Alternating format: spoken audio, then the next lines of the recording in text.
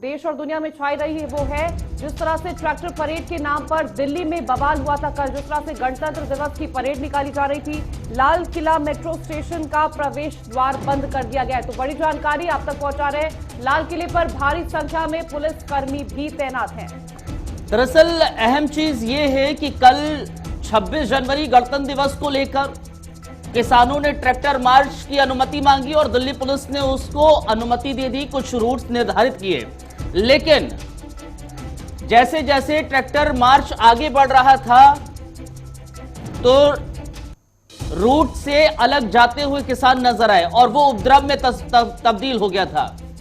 लेकिन इन सब के बीच में महत्वपूर्ण तस्वीर हम आपको दिखा रहे हैं, क्योंकि कल ये लाल किला, इसी लाल किले पर झंडा रोहण किया गया था किसानों की ओर से, यानी कि किसानों ने झंडा फहराया था तिरंगे के अलावा। लेकिन आज की तस्वीर यह है कि अभी भी सुरक्षा के पुख्ता इंतजाम कर दिए गए हैं।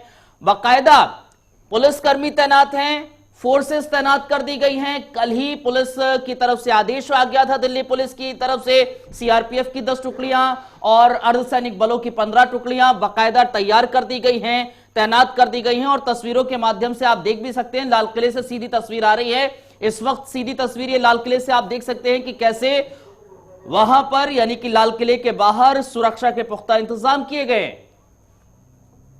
तो सीधी तस्वीरें लाल किले से आपको दिखा रहे हैं, क्योंकि जिस तरह से कल का जो माहौल हो गया था उसके बाद से अब पुलिसकर्मी जो है वो एक्शन मोड में नजर आ रहा है। और सीधी लाल किले पर अब पुलिस की संख्या आप देख सकते हैं कि किस तरह से भारी संख्या में पुलिस बल की वहां पर तैनाती की गई है, क्योंकि कल जिस तरह से हिंसा हुई उसके बाद से गृह मंत्रालय की तरफ से कई आदेश दिए गए और अब सुरक्षा के इंतजाम सीधे लाल किले से लाइव तस्वीरें जो हम आपको दिखा रहे हैं उसके जरिए समझ सकते हैं कि कल जिस तरह से जो माहौल 26 जनवरी का जो माहौल था, जिस तरह से गणतंत्र दिवस की जो परेड निकाली गई उसमें जो उपद्रवी थे उन्होंने जिस तरह का माहौल पूरी दिल्ली में बनाया, उसके बाद पुलिस जो है वो भारी संख्या में लाल किले पर तैनात है।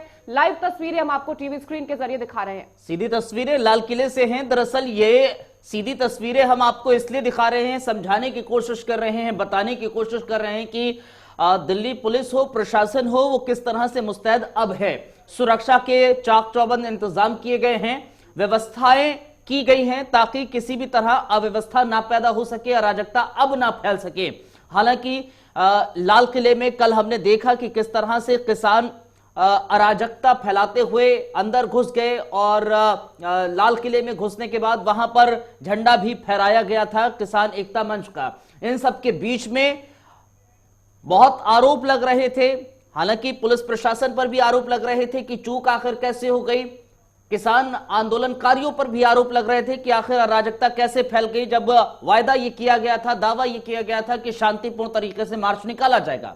लेकिन इन सबके बीच में कल शाम को गृह मंत्रालय की ओर से बैठक की गई। गृह मंत्री अमित शाह ने बाकायदा बैठक की थी और 2 घंटे तक बैठक चली और बैठक में इस बात को लेकर चर्चा की गई कि आने वाले समय में किस तरह से सुरक्षा व्यवस्था करनी है, क्या कुछ इस पूरे मसले को लेकर आगे स्टेप फॉरवर्ड करने। और यही कारण है गृह मंत्रालय की तरफ से बाकायदा एडवाइजरी जारी की गई, बाकायदा आदेश दिए गए कि दिल्ली के भीतर अलग अलग जगहों पर फोर्स तैनात की जाएगी, पुलिसकर्मी दिल्ली पुलिस के तैनात किए जाएंगे।